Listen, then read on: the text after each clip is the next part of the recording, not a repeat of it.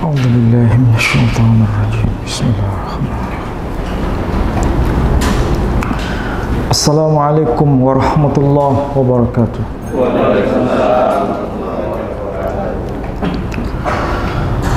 الحمد لله رب العالمين. الحمد لله الذي أرسل رسوله بالهدى ودين الحق ليظهره على الدين كله وكفى بالله شهيدا. أشهد أن لا إله إلا الله وحده لا شريك له وأشهد أن محمدا عبده ورسوله لا نبي بعده. قال الله تبارك وتعالى في القرآن العزيز: أعوذ بالله من الشيطان الرجيم بسم الله الرحمن الرحيم. ربنا واجعلنا مسلمين لك ومن ذريتنا أمة مسلمة لك وأرنا مناسكنا وتب علينا إنك أنت التواب الرحيم. Al-ayah Sadaqallahul Azim. Saudara-saudara, Bapak Ibu sekalian yang saya hormati, alhamdulillah pada petang ini kita masih bersua kembali dalam rangka untuk thalabul ilm, mentadabbur ayat-ayat Allah. Mudah-mudahan kebersamaan kita, langkah kaki kita dari rumah menuju masjid ini semua mendapat maghfirah dan rahmah dari Allah Subhanahu wa taala. Saudara-saudara sekalian, kita akan mencoba mencermati, merenungkan ayat yang tadi saya kutip dari surah Al-Baqarah ayat 129.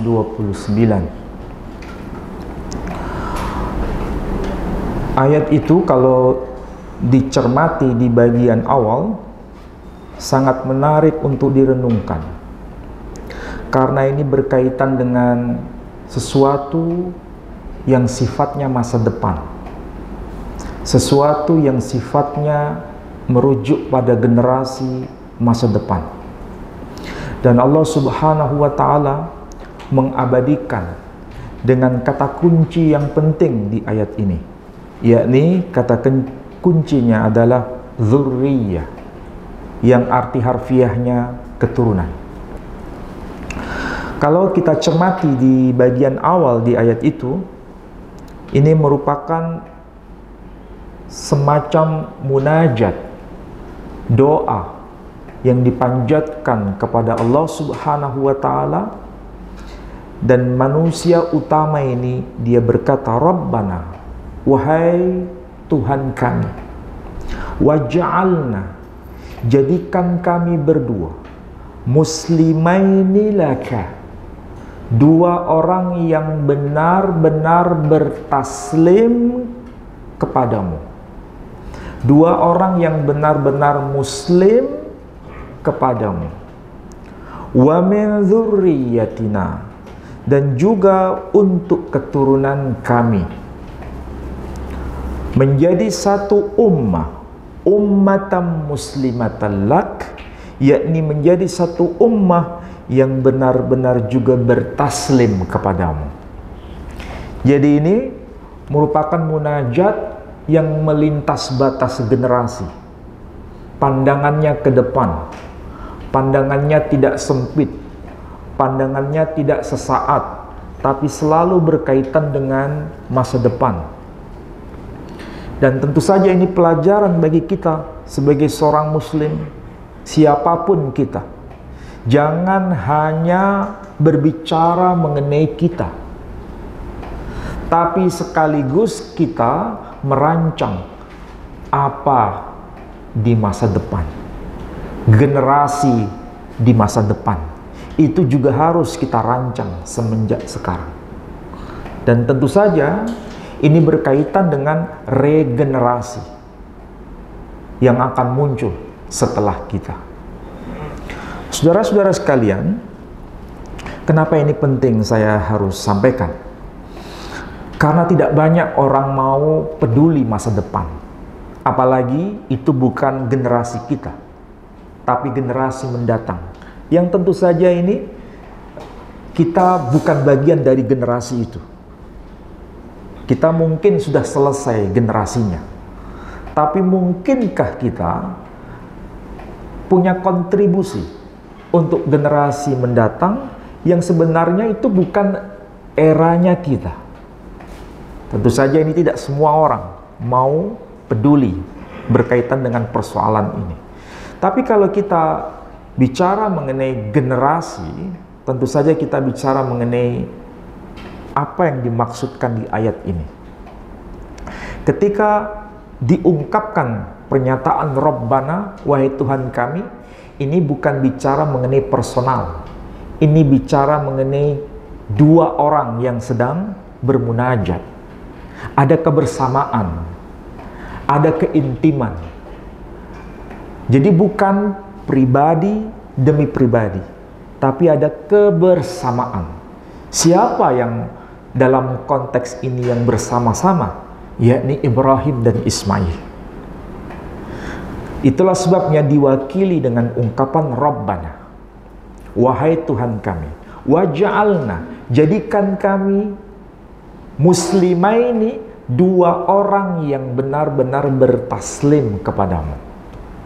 Jadi tidak mewakili satu orang, tapi mewakili dua orang. Ada kebersamaan di sini yang memasrahkan sesuatu kepada Allah, benar-benar layak di hadapan Allah. Dan selain itu juga bicara mengenai wa min dzurriyyatina, dan juga untuk keturunan kami. Keturunan kami di sini yang dimaksud bukan mengacu pada sosok yang bernama Ismail. Tetapi keturunan kami yang dimaksud di ayat ini merujuk pada keturunan Ibrahim melalui Ismail. Jadi, dalam bahasa sederhana, yang sedang dimunajatkan oleh Ibrahim alaihissalam bukan hanya dirinya dan anaknya, yakni Ismail, tapi generasi yang akan muncul setelah zamannya, eranya Ismail. Dan itu bukan satu generasi, dua generasi, tapi bicara mengenai ummatan muslimatan lak. Generasi, kumpulan dari generasi menjadi satu ummah yang benar-benar layak di hadapanmu. Tidak semua orang bermunajat seperti ini. Munajat ini seharusnya bagian dari doa kita sebenarnya. Mungkin barangkali kita tidak sezaman dengan mereka, barangkali kita tidak hidup bersama-sama dengan mereka karena usia kita tidak mungkin 1000 tahun. Tapi generasi yang datang setelah kita, mereka akan mengenang kita, mereka akan selalu mengingat kita, karena kita punya kontribusi. Minimal kontribusi itu dalam bentuk munajat kepada Allah Subhanahu wa Ta'ala. Dan fokusnya adalah menjadi satu ummah, ummatan muslimatan lak. Satu ummah yang benar-benar layak di hadapanmu. Dan ini berarti ada semacam estafet di antara generasi memiliki kualitas yang sama sebagaimana Ibrahim dan Ismail. Uniknya saudara-saudara sekalian, salah satu di antara ungkapan ummatan muslimatan lak menjadi satu ummah, bukan satu orang, bukan dua orang, tapi ummah, kumpulan besar. Di antara mereka yang paling istimewa itu adalah ayat yang ke-129. Ayat yang ke-129 itu mengacu, merujuk pada dia yang paling utama di antara semuanya, yakni dengan ungkapan Rasul. Siapa yang dimaksud Rasul? Satu orang. Siapa di situ yang dimaksud? Namanya memang tidak disebut. Tapi para ulama menjelaskan ayat yang ke-129 itu merujuk pada khataman nabiyyin Muhammad sallallahu alaihi wasallam, keturunan dari Ibrahim yang dimunajatkan melalui jalur Ismail. Apakah ini bisa menjadi teladan bagi kehidupan kita? Tergantung kita mau atau tidak mau, punya kontribusi atau tidak, atau kesalehan itu hanya untuk pribadi kita, tidak berpikir masa depan, tidak berpikir generasi yang muncul di masa depan. Semua tergantung pada lisan kita sendiri. Kebanyakan kita, kekeliruan kita, kekhilafan kita, kesalehan itu hanya untuk kita pribadi. Kita jarang sekali merenungkan kesalehan itu untuk anak kita, untuk keturunan kita, cucu cicit kita, generasi yang datang setelah kita. Jarang sekali. Paling mentok untuk kita dan anak kita. Itu pun hanya sambil lalu. Tapi kesalehan dalam bentuk praktek hanya untuk kita pribadi. Egoisme kita ini terlalu tinggi. Karena egoisme kita ini terlalu tinggi, semua hanya untuk saya, dan saya. Dan ini tentu saja harus menjadi pelajaran untuk kita, merujuk pada khataman nabiyyin Muhammad sallallahu alaihi wasallam yang merupakan munajat dari hasil munajatnya Ibrahim alaihissalam. Itulah sebabnya dengan secara lantang Nabi pernah bersabda dengan ungkapan yang penting, ana da'watu abi Ibrahim. Aku ini adalah doa yang dulu dipanjatkan oleh datukku yang bernama Ibrahim. Mudah-mudahan doa kita, munajat kita, di antara keturunan kita ada orang-orang yang menjadi mutiara generasi setelah kita. Dan itu tergantung pada kita pribadi masing-masing. Hal yang kedua yang ingin saya ceritakan, dan ini fakta real. Saya waktu akhir bulan Februari kemarin, tepatnya tanggal 29, tanggal 30, saya di Manado. Kemudian tanggal 1, tanggal 2, seterusnya saya di Makassar. Tapi yang fokus saya itu di Manado, di wilayah Sulawesi Utara. Di wilayah Sulawesi Utara itu bukan hanya di Manado, tapi yang penting adalah di Tondano. Tondano itu agak ke selatan menuju wilayah pegunungan. Kalau Manado dekat pantai, ya. Kalau Tondano agak ke atas. Ya. Bayangkan itu jaraknya bukan hanya setengah jam, berjam-jam ke sana. Di sana ada satu komunitas yang disebut komunitas Jaton. Tahu Jaton? Jawa Tondano. Jaton itu singkatan. Dan orang-orang sana sudah kenal itu. Apa itu Jaton? Jaton itu singkatan dari Jawa Tondano. Berarti Jawa plus Tondano. Kenapa bisa begitu? Mereka itu kumpulan satu ummah. Bisa bayangkan ya, kumpulan satu ummah. Ummatan muslimatan lak. Itu benar-benar eksis di sana. Menjadi satu ummah yang benar-benar bertaslim semata-mata hanya untuk engkau. Berarti kumpulan manusia besar. Generasi keberapa? Mereka ini generasi ke-7. Dari siapa? Dari pasukan Pangeran Diponegoro yang diasingkan sampai ke wilayah Sulawesi Utara. Jadi yang diasingkan itu ada 3 lapis. Ya. 1, ulama kelas elit. Bukan ulama biasa. Kalau ulama biasa nggak dianggap penting oleh Belanda. Mereka ditinggalkan di Jawa. Kalau ulama biasa ya bukan ulama ya. Orang-orang biasa ditinggalkan di Jawa. Tapi ulamanya itu semua dibawa oleh Belanda, ditangkap oleh Belanda, dibawa ke Sulawesi Utara. Jadi ulama kelas elit semua dibawa. Kedua, prajurit kelas elit. Pimpinan puncak semua prajurit diboyong ke sana, diasingkan.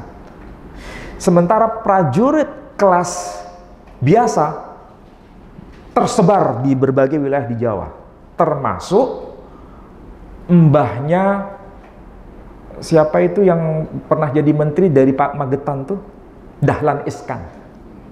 Dan itu punya pesantren. Itu pasukan biasa. Tapi yang pasukan elitnya semua ditangkap, dibawa ke Sulawesi Utara. Dan pimpinan puncak dari semuanya itu, ya, yang menggerakkan itu, yang kemudian disebut dengan Perang Jawa, itu dua. Sorry, bukan dua, tiga. Satu, Kiai Mojo. Dua, Pangeran Diponegoro. Ini nasabnya keturunan dari Hamengkubuwono II yang memberontak melawan Belanda, dan terjadilah perang besar se-Jawa yang kemudian dikenal dalam dokumen Belanda disebut Perang Jawa. Yang ketiga, Sentot Ali Syahbana Prawiro Dirjo kalau nggak salah, ya. Perhatikan tiga tokoh kunci ini, ya. Mereka semua dibawa, diasingkan keluar dari Jawa dan disebar di tiga tempat yang berbeda. Bayangkan, Sentot diasingkan ke Palembang, ke Pulau Sumatera, dan itu jauh dari Jawa.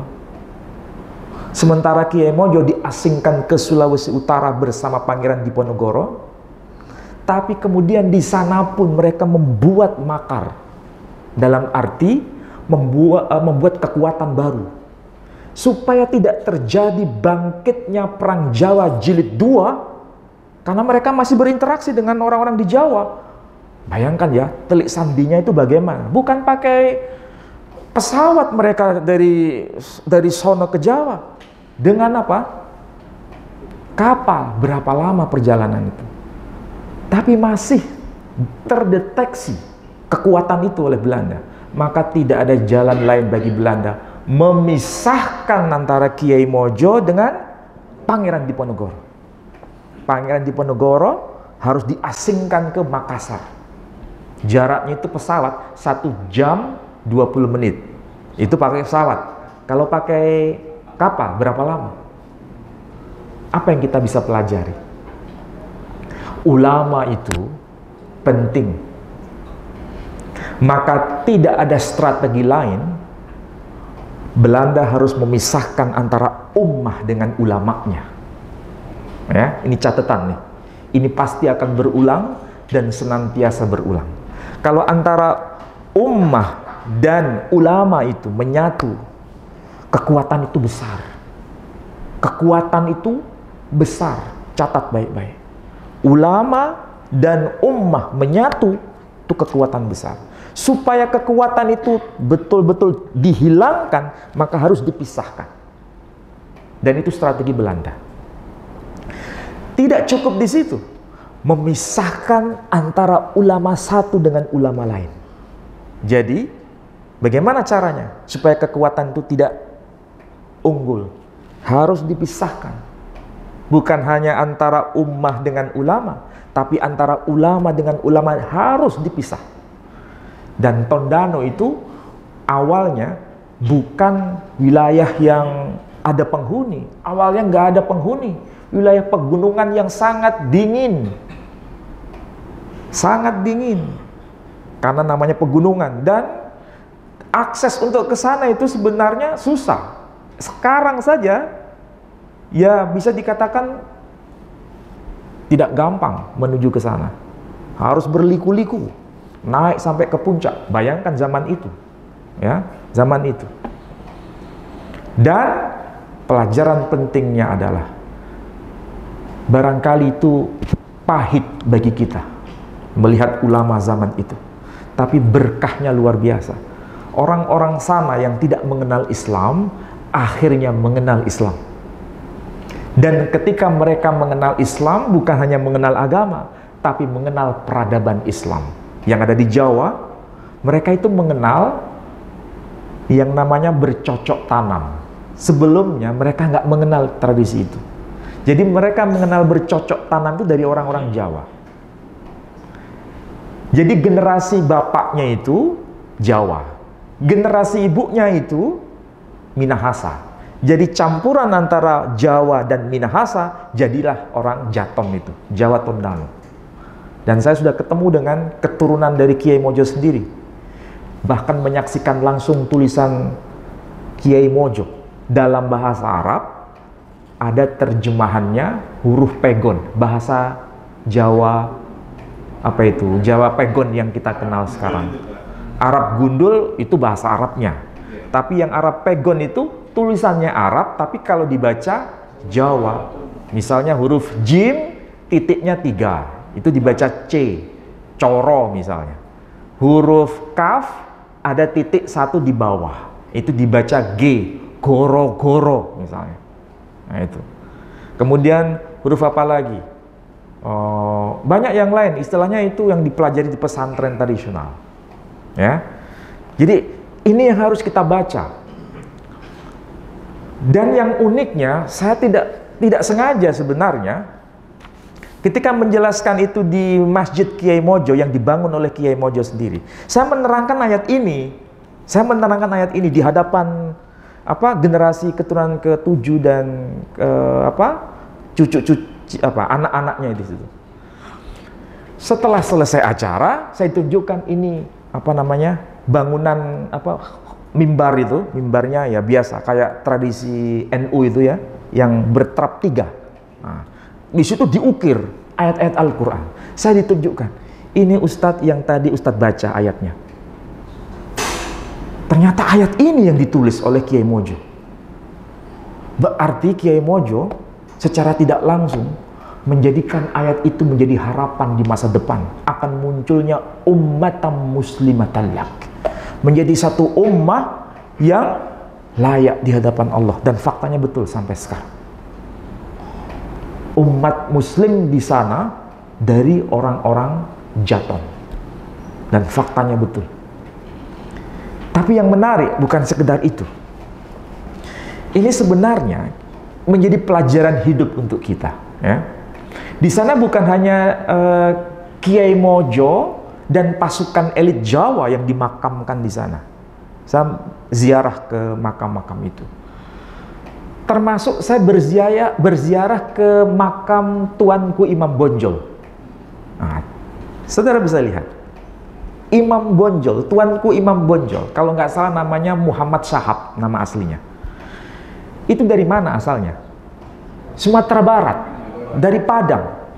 Kenapa diasingkan? Perang Padri. Perang Padri dan Perang Jawa itu mengakibatkan Belanda gulung tikar. Tahu maksudnya? Habis-habisan uang negara. Gara-gara Perang Jawa, Perang Padri, Perang Aceh. Yang lebih mengenaskan Belanda itu Perang Jawa. Karena perang itu berlangsung selama 5 tahun. Tidak kelar-kelar. Bagaimana strateginya? Strateginya dengan cara tipu-tipu. Mengajak berunding, Muslim itu kan selalu konsisten dengan perjanjian. Kalau perjanjian sudah diketok palu, dia tidak akan mengkhianati itu. Tapi seringkali pengkhianatan itu terjadi. Nah, ini pelajaran untuk kita. Jadi ringkasnya, siapa itu? Tuanku Imam Bonjol, tidak mungkin ini bisa selesai perang Padri ini kecuali Imam Bonjol harus diasingkan dari umatnya, dibawa jauh ke Sulawesi Utara. Tapi di sana tidak boleh bertemu dengan Kiai Mojo. Harus dipisah. Karena kalau bertemu mengakibatkan apa? Kekuatan baru. Maka satu-satu strategi, Kiai Mojo dipisah dengan Diponegoro, Kiai Mojo juga dipisah dari Imam Bonjol. Padahal sama-sama wilayah, yang satu Tondano, yang satu Tondano agak jauh, kira-kira 1 jam perjalanan pakai mobil. Dan itu pegunungan lagi. Dan saya sempat sholat di tempatnya Imam Bonjol di batu besar mengarah kiblat. Bayangkan ya, itu sampai dekat wilayah sungai, dan itu beliau sendiri. Bayangkan kalau sendiri, ini kan ibaratnya penjara di tengah tengah hutan. Zaman itu kayak apa? Kalau sekarang masih penjara bersama-sama orang lain. Ini penjara tidak ada siapa-siapa. dia sendiri berpisah dengan orang-orang yang dicintai, berpisah dengan keluarga besarnya, berpisah dengan umatnya. Kalau kita bagaimana? Tapi doa mereka ini mustajab di hadapan Allah Subhanahu wa Ta'ala. Ini yang ditekan, ummatan muslimatan lak. Mampukah kita meniru mereka? Tapi ini pelajaran yang penting begini, saudara-saudara sekalian. Kita tahu siapa itu Imam Bonjol. Ini kan perwakilan dari gerakan reformis sebenarnya, iya kan? Itu Imam Bonjol. Tapi Kiai Mojo kalau bahasa saya itu perwakilan dari gerakan tradisionalis, ya. Ini hampir mirip dengan masa kita sekarang. Bagaimana ini supaya tidak terjadi kekuatan besar? Maka harus terjadi di pemisahan. Kira-kira tahu maksud saya? Ya?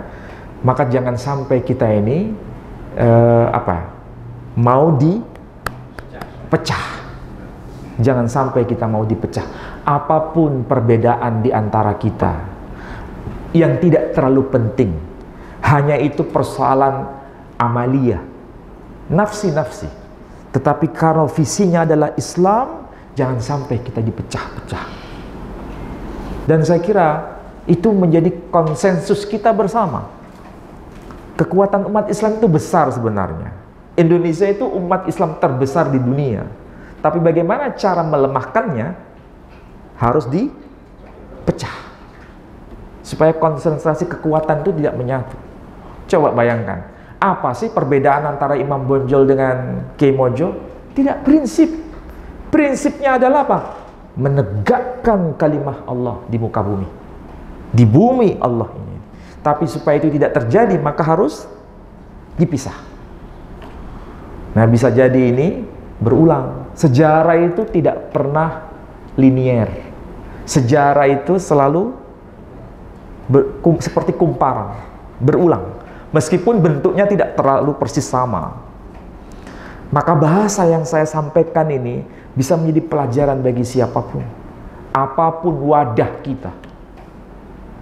Maka mudah-mudahan masjid ini salah satu yang punya upaya untuk ukhuwah Islamiyah itu.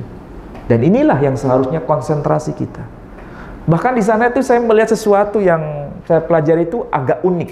Uniknya begini. Antara Nahdlatul Ulama dan Muhammadiyah, ya. Itu karpetnya itu tidak beda. Karpetnya itu. NU di sana karpetnya hijau. Kira-kira Muhammadiyah di sana karpetnya apa? Tetap hijau. Kalau di sini Muhammadiyah karpetnya apa? Kalau NU karpetnya apa? Nah, coba bayangkan. Di sana kenapa bisa nyatu? Mengenai warna karpet tidak penting. Tapi kenapa mereka menjaga ukhuwah itu begitu tidak kelihatan perbedaan itu? Ini yang menarik di sana itu. Di sini barangkali terlalu banyak tujuan-tujuan personal atau tujuan-tujuan yang kita tidak tahu apa maksudnya, sampai pembedaan itu pada taraf simbol, ya kan? Sampai pada taraf simbol. Dan itu harus menjadi konsentrasi kita. Jangan sampai dengan simbol-simbol itu membuat kita menjadi berpecah. Silakan amal mungkin bisa berbeda dalam konteks ikhtilaf, dan itu khilafiyah, nggak ada masalah. Tapi bukan dalam konteks permusuhan. Jangan sampai itu terulang kembali. Itu tahun berapa itu? Tahun 1800-an ya. Imam Bonjol dan siapa? Kiai Mojo.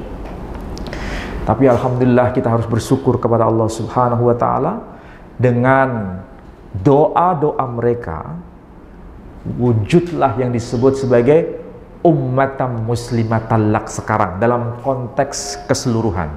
Indonesia sekarang ini bagian dari makna ummatan muslimatan lak. Mayoritas kita di sini. Tapi yang mayoritas ini jangan sampai kita pahami secara keliru untuk berpecah-pecah. Jaga ukhuwah ini. Dan inilah konsentrasi kita semua. Maka saudara-saudara, saya berpesan melalui ayat ini, apa yang Allah sampaikan melalui lisannya Ibrahim ketika bermunajat seperti ini, meskipun generasinya muncul di masa depan itu beragam, ada yang penganut Yahudi, ada yang penganut Nasrani, ada yang penganut Muslim, tapi nama Ibrahim tidak pernah mereka lupakan. Kenapa? Ada semacam hubungan psikologi. Kalau tidak menyebut Ibrahim itu tidak mungkin. Pertanyaannya sekarang, adakah di dalam Al-Quran ini, kitab suci kita yang Muslim ini, tidak menyebut nama Ibrahim? Ada? Nggak ada. Bahkan termaktub dalam ayat ini, ayat 127 nama Ibrahim. Wa idh yarfa'u Ibrahimul qawa'ida minal baiti wa Ismail. Atau boleh dibaca wa idh yarfa'u Ibrahimul qawa'ida minal baiti wa Ismail ila akhirih ayat. Nama Ibrahim tetap muncul. Saudara kita yang Nasrani, adakah nama Ibrahim juga muncul? Iya. Bahkan ayatnya jelas dikatakan alladzi liduteh Isa Masiho breh David breh Abraham. Inilah daftar silsilah Isa al-Masih, keturunan Daud, keturunan Ibrahim. Jadi nama Ibrahim tercantum di kitab mereka. Yahudi juga sama. Apakah nama Ibrahim juga tercantum? Iya. Bnei Abraham, Yitzhak, wa Ismail. Anak-anak Ibrahim adalah Ishak dan Ismail. Jadi meskipun berbeda Muslim dengan Nasrani, berbeda antara Muslim dengan Yahudi, tetapi kita sama-sama menyebut nama Ibrahim. Kenapa? Kontribusi Ibrahim luar biasa. Minimal munajat itu sudah menjadi bukti. Dan kita sebagai ummah pilihan yang terakhir di zaman yang paling akhir melanjutkan millata Ibrahimah Hanifah. Nah itu. Mudah-mudahan kita ini menjadi hamba yang bisa meneladani nama Ibrahim dan sepak terjang Ibrahim. Kuncinya cuma satu. Apa itu? Satunya kata dan tindakan kita. Itu yang dilakukan oleh Ibrahim. Satunya kata dan tindakan. Dan kita diperingatkan oleh Allah Subhanahu wa taala. Ya ayyuhalladzina amanu lima taquluna ma la taf'alun. Kalau bahasa sederhana diterjemahkan begini, wahai orang-orang beriman, kenapa antara perkataanmu dan tindakanmu itu nggak nyambung? Kalau bahasa sederhana begitu. Jadi yang dikehendaki Allah apa? Satunya kata dan tindakan. Nah itu, mudah-mudahan ini bermanfaat untuk Bapak Ibu sekalian. Baik, ada yang mau bertanya? Ada?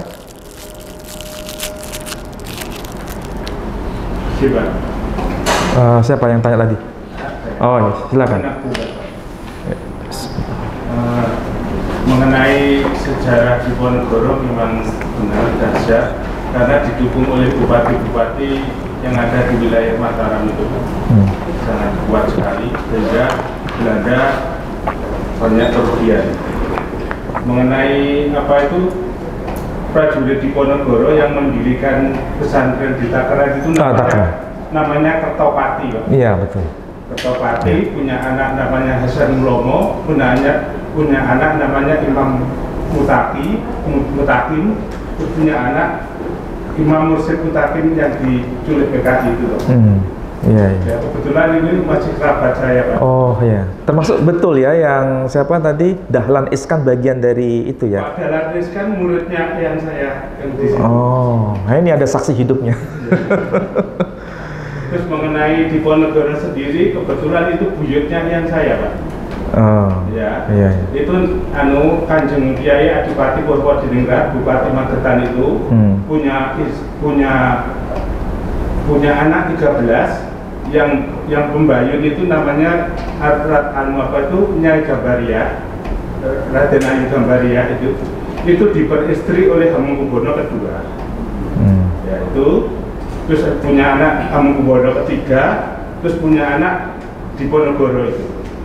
Jadi selama hidup di Ponorogo itu diasuh oleh eyang buyutnya yang dari Sumba itu, dan eyang yang dari